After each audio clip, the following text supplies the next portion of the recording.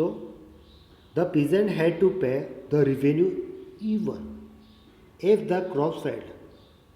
Peasants की जब पे रिवेन्यू के टाइम पे अगर क्रॉप्स फेल हो जाती तो they were force to borrow money from the money lender at high interest. उनको फोर्स किया जाता बोरो मनी, पैसा उधार करने के लिए, तो वो हाई इंटरेस्ट पे मनी लेंडर से पैसा लेते थे. So second side, in case of non repayment to loans, अगर वो लोन्स का पेमेंट नहीं कर पाए, their land was mortgages and they had to look for an alternate employment, even migrate to cities. Their land was mortgages, तो उनकी जो ज़मीन थी वो गिरवी रख ले जाते थे, उनके पास परमानेंट रह जाती थी. ओके, और जो पीजेंट थे वो लैंडलेस पीजेंट हो जाते थे. They had to look alternate employment, तो उनको अल्टरनेट एम्प्लॉयमेंट के लिए रोज़गार, एम्प्लॉयमेंट, जॉब्स ढूंढते थे. So even migrate to cities, और फिर वो ऐसे करते शहरों में चले गए जॉब्स के लिए. In order to gain maximum revenue, और ज़्यादा से ज़्यादा मैक्सिमम रिवेन्यू गेन करने के लिए ब्रिटिशरों ने the farmers were force to cultivate cash crops such as indigo and cotton. Farmers को फोर्स किया गया कि आप इंडिगो छोड़ो, कॉटन छोड़ो और राइस और वीट क्रॉप करो. ठीक है, सिंपल सी बात है, क्योंकि इंडिगो और कॉटन का जो प्राइस था वो हाई था.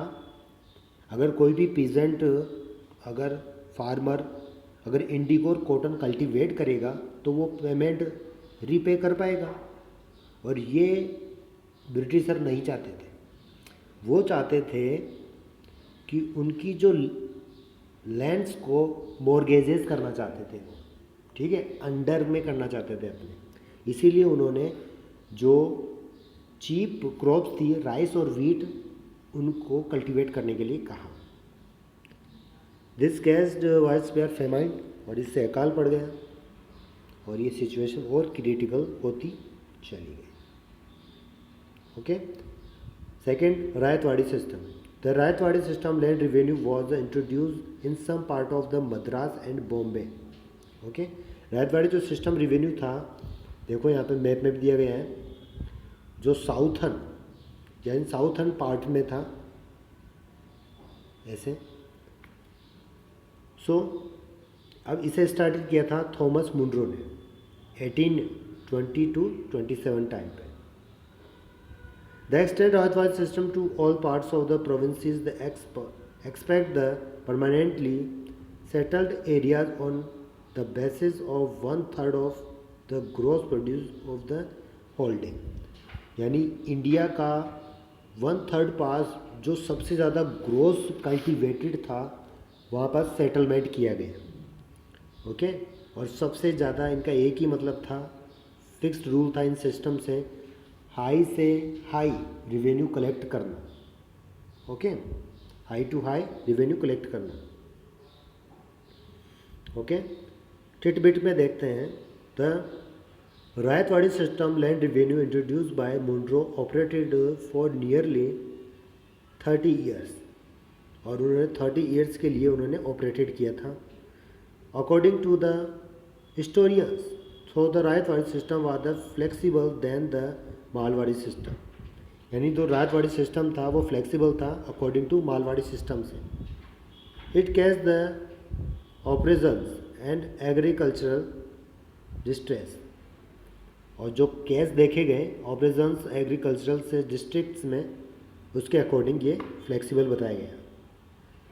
The peasantry was seated the subject to utter poverty, और सबसे ज़्यादा जो प्रॉब्लम थी पीजेंट्री के पास सेटल्ड और पॉवर्टी की थी, कि उनके पास रहने के लिए घर नहीं थे और वो बहुत ज़्यादा गरीब थे. The subject of the Chetty of the money landers to pay off the land revenue of the state. यानी चेटी नाम के और मनी लैंडर्स जो थे वो यहाँ पर स्टेट में रिवेन्यू कलेक्ट करते थे.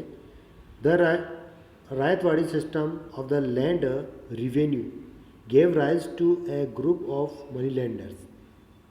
और रायतवाड़ी जो सिस्टम है वो रिवेन्यू कलेक्ट करने के लिए मनी लेंडर्स का एक राइजअप था। ओके, क्योंकि इनको कोई नहीं पूछता था पहले, और जैसे अंग्रेज आए उन्होंने मनी लेंडर्स को ऑफिसर बना दिया वहाँ पे, यानी रिवेन्यू कलेक्ट करने का ऑफिसर बन गए ये। वेर नो लेस ऑपरेजर्स, और वहाँ पर वो अत्याचार करने लगे। The machinery was the collect of the land revenue और the return to money lenders was to oppressors. और धीरे धीरे सारा काम किस में आ गया, मशीनरी सिस्टम में। तो जो मनी लेंडर्स जो ज़मींदार थे वो सिस्टम भी धीरे धीरे ख़त्म होने लगा।